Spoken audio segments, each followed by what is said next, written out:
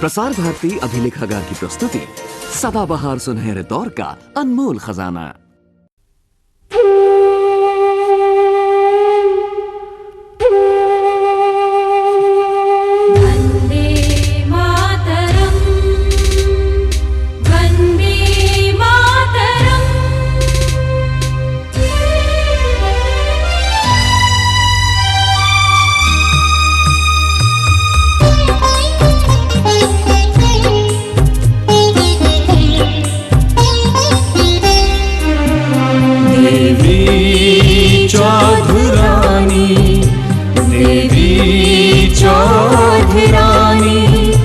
जैसी तेरी हकीकत वैसी तेरी कहानी, देवी चौधरानी, देवी चौधरानी।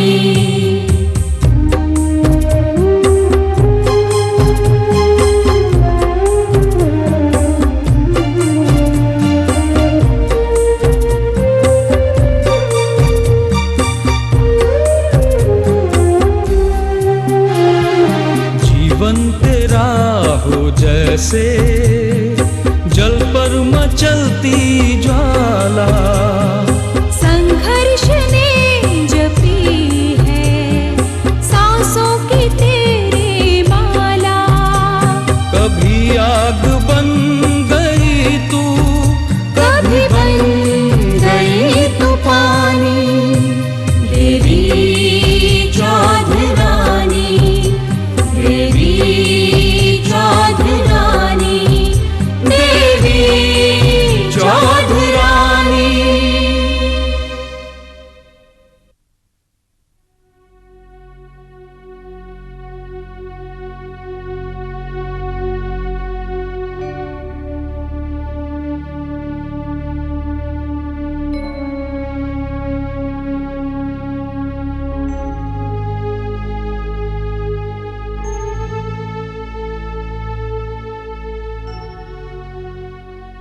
आओ माँ आओ।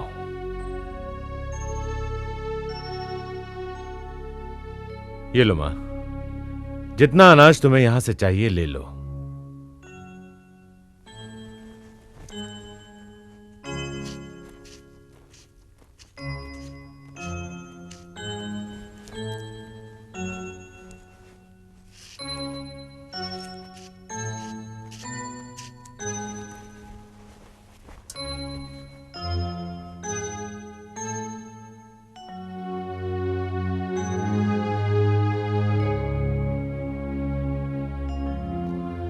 इस मोहर के खुले पैसे मेरे पास नहीं है। लो, तुम्हारे घर चलता हूं, वहीं चल के दे देना। वहां पर भी सिर्फ मोहरे ही हैं।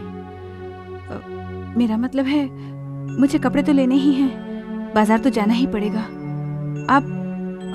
आप ये रख लीजिए। माँ, तुम ये सोचती होगी तुम्हारा घर देखकर मैं कहीं तुम्हारी मोहरे छीन ना लूं। ऐसा नहीं है। तुम बाजार का बहाना बनाकर चली भी जाओगी तो भी तुम मुझे अपना घर देखने से नहीं रोक सकोगी। मां, तुमने मुझे एक ब्राह्मण के रूप में देखा है।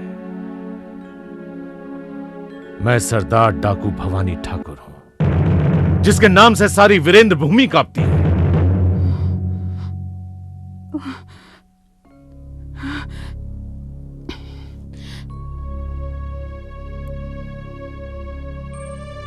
ध्यान से देख लो इस लड़की को। मैंने इसे मां कहा है। आज से तुम लोग भी इसे इसी नजर से देखोगे। अब तुम लोग जा सकते हो।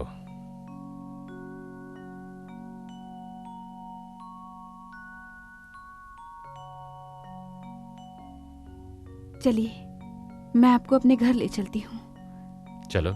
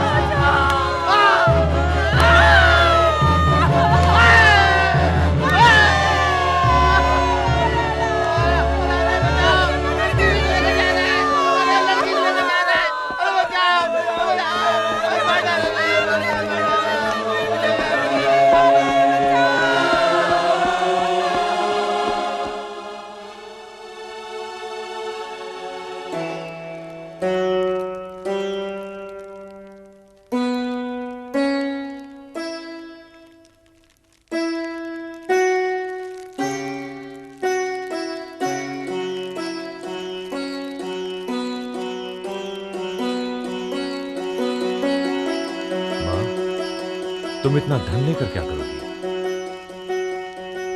धन का तो सभी भोग करते हैं, मैं भी वही करूंगी। धन का कोई भोग करता है, कोई धर्म कर्म का काम करता है, तो कोई नरक का रास्ता अपनाता है। पर तुम्हारे लिए तो यह भी संभव नहीं है, क्योंकि तुम इस दुनिया में अकेली हो। इसलिए धर्म कर्म और नरक के रास्ते में कौन सा रास्ता अपनाना चाहोगी? आपकी बातें डाकू सरदार जैसी तो नहीं है। तुम मुझे डाकू सरदार मत समझो। मैंने तुम्हें मां कहा है और मेरा तुम्हारे साथ वैसा ही व्यवहार है। हां, धन से तुम पाप और पुण्य बटोर सकती हो, और अगर तुम चाहो तो तुम्हारा धन तुम्हारे साथ जंगल के बाहर भी भेजने की व्यवस्था करा सकता हूं। लेकिन इसमें मेरी क्या हानि होगी?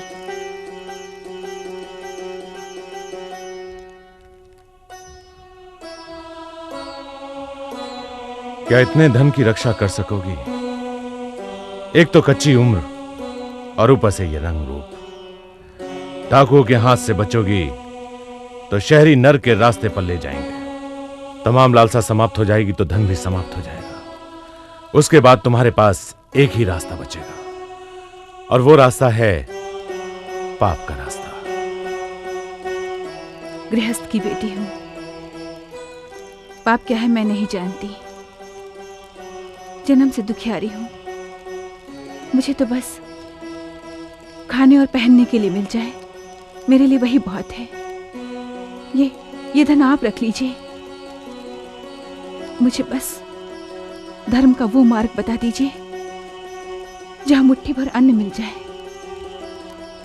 ये धन तुम्हारा है, इसका सदुपयोग तुम करो। आप ज्ञानी हैं, पंडित हैं, आप ही शिक्षा दीजिए। लोक कल्याण का रास्ता बहुत कठिन रास्ता है। इस रास्ते पे चलने वाले मुसाफिर को दूसरों के सुख और भलाई के लिए जीना पड़ता है। किसी के पास अपार धन है, यह कोई बड़ी बात नहीं है। प्रश्न यह है कि इसका सदुपयोग क्या है। इस राह पर जख्म, घाव और ना जाने कितनी यातनाएं हैं। क्या तुम चल सकोगी? जी हां। ईस्ट इंडिया कंपनी से लोहा लेना है। रॉबर्ट क्लाइव ने, जानती हो, कितने दिनों में हुगली को फतेह कर लिया था? कितने दिनों में? 9 दिन में। 9 दिन में सारा हुगली शहर जलकर राख हो गया था। कोई भी मकान, कोई भी खलिहान नहीं बचा था। आज भी गांव शहर फिरंगी आग में झोंक रहे हैं।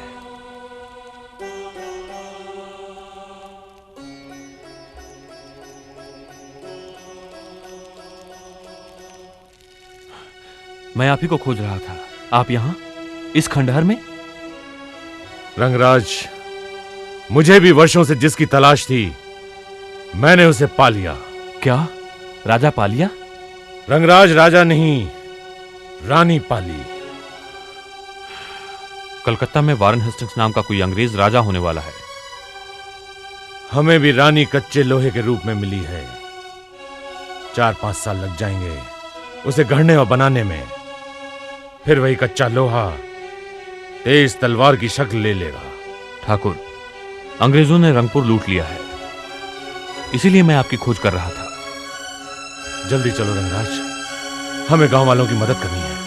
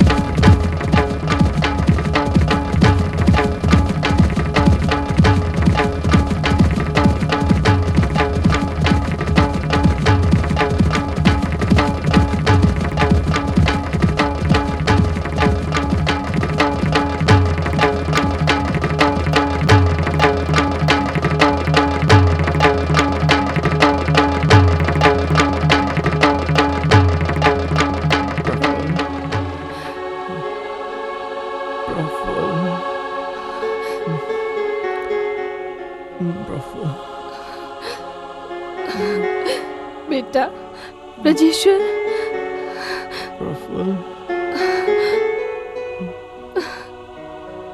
मालिक, मैंने नब्ज देख ली है। बुखार बहुत तेज है। मैं दवाई बना के दे रहा हूँ। इसे पानी के साथ मिलाकर देते रहिए और पानी की पट्टियां भी बदलते रहिए।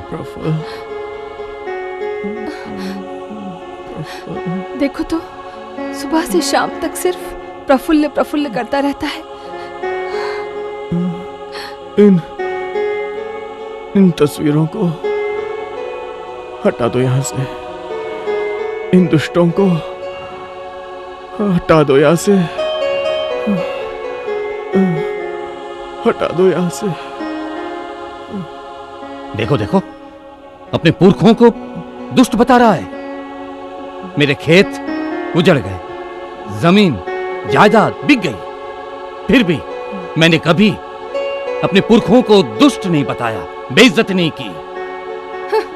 सम्मान, इतनी बड़ी हवेली, 3-3 बहुएं हैं, मगर मेरे कान एक बच्चे की किलकारी सुनने को तरस गए। हाँ बेटा। माँ, मुझे तो डर लगता है। वही चुड़ैल इन्हें भूत बनकर सता रही है। बस कर, तू चुप कर। हे माँ, आज अष्टमी है, मेरी सुन लो माँ। मेरे बेटे को ठीक कर दो माँ। मेरे बेटे को ठीक कर दो। हाँ बेटा, हाँ तू ठीक हो जाएगा।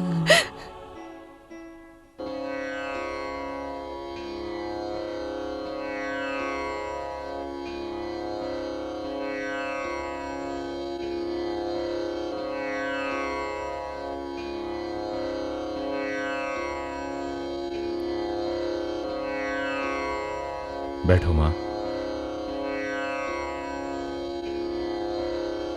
ओम खड्गनी शूलनी घोरा गदनी चक्रणी तथा शंखनी चापणी तथा बाण भुषंदी परिधाय योधा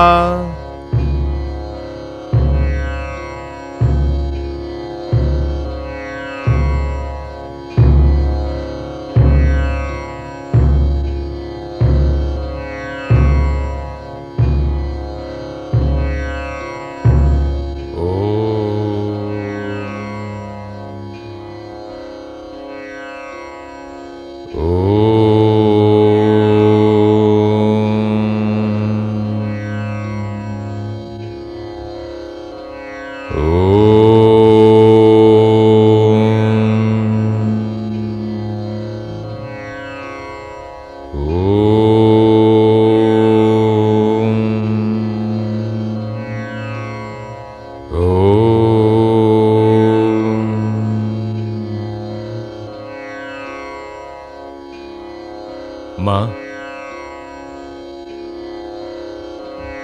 मंत्रोच्चारण से पहले भगवान की पूजा में ओम का स्थान है।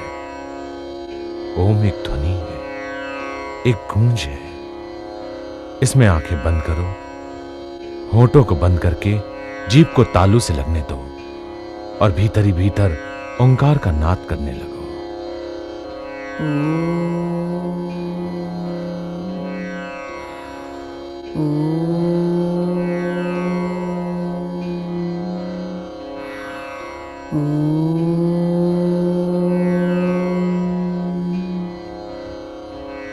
मां, ओम की ध्वनि तुम्हारे रोम रोम से निकले, तुम एक गूंज बन जाओ। ओम की ध्वनि इन दीवारों से टकराकर तुम पर गिरने लगे तो प्रतिध्वनि हो। तुम्हारे मन के लिए तुम्हारा शरीर गुंबज है, इसलिए पूरी शक्ति लगाकर सिंहनाद की तरह ओम की ध्वनि निकालो। चाहे पसीना पसीना हो जाओ, ध्वनि गूंजे, वापस लौटे, शरीर से टकराकर गूंज मन पर वापस गिरे। तुम पाओगी मन शुद्ध हुआ, शरीर का रोआ रोआ शीतलता से भर गया। ऐसी शीतलता जो पानी से नहाने के बाद भी नहीं मिलती। ये शरीर ध्वनि का ही जोड़ है और ओम से बढ़कर कोई मीठी ध्वनि नहीं है। ओम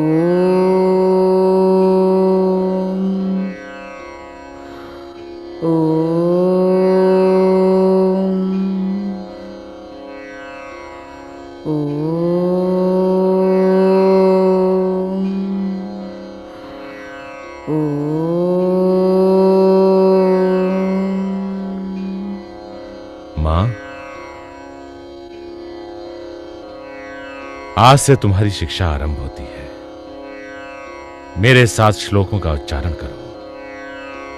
ये मंत्र ईश्वरी शक्ति रूप है। मां भगवती, परम पिता महादेव, श्री गणेश, वाग्देवी सरस्वती तुम्हारा कल्याण करें।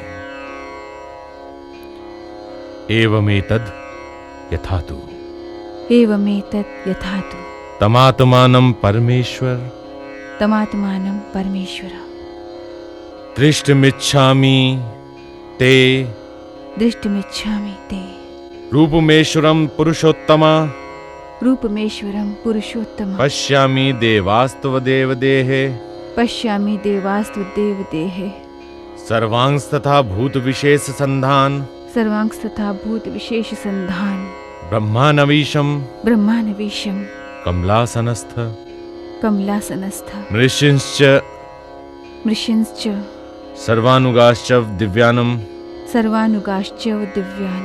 अर्थात हे देव, आपके शरीर में संपूर्ण देवों तथा अनेक भूतों के समुदाय को और कमल के आसन पर बैठे हुए ब्रह्मा को और महादेव और संपूर्ण ऋषियों को तथा दिव्य सर्पों को मैं देख रहा हूं। मां, दुर्गा मां का आशीर्वाद लो।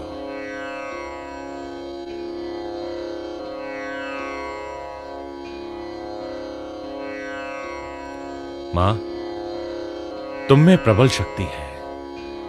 तुम्हारी शिक्षा की अवधि 5 वर्ष की है। शिक्षा काल के नियम निर्धारित हैं, जिनका पालन तुम्हें करना होगा। जी। हर काम काज के लिए 2 औरतें तुम्हारी मदद करेंगी। निशी, नंदिनी, आज से ये दोनों औरतें तुम्हारी सहायता करेंगी ताकि तुम्हारी पढ़ाई में कोई विघ्न ना हो।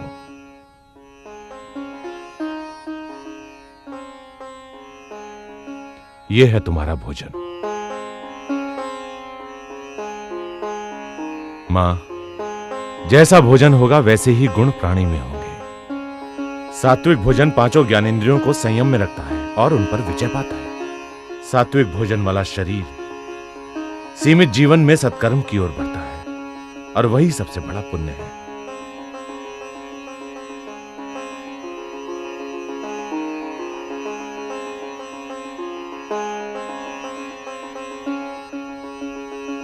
रोशनी, पानी, हवा, धूप और अग्नि का ताप शरीर सब सह जाए। वर्षा, ग्रीष्म और शरद ऋतु की शूल जैसी हवाएं शरीर को न चीर सकें, ऐसे शरीर के अभ्यास के लिए ये 4 धोतियां।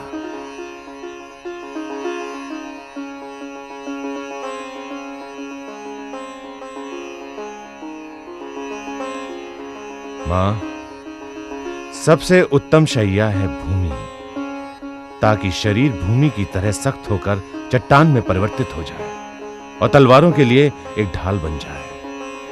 तुम्हारे लिए रात्रि में सोने की व्यवस्था के लिए ये कुश की चटाई और पुअल का सिरहाना। मां, आपके रहने की व्यवस्था ये पास वाली कुटिया में है।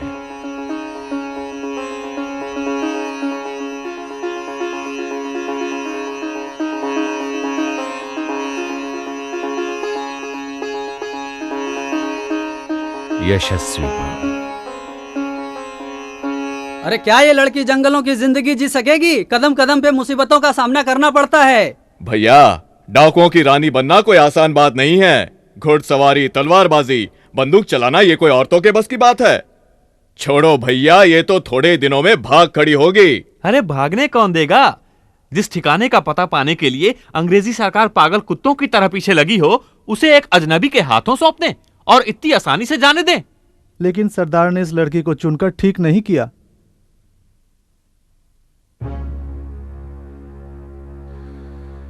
तुम सब इस कुटिया को पहचान लो। आज के बाद कोई आदमी इस ओर नहीं देखेगा।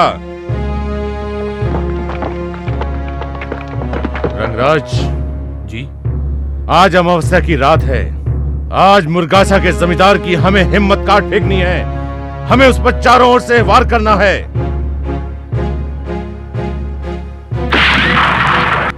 आओ साथियों,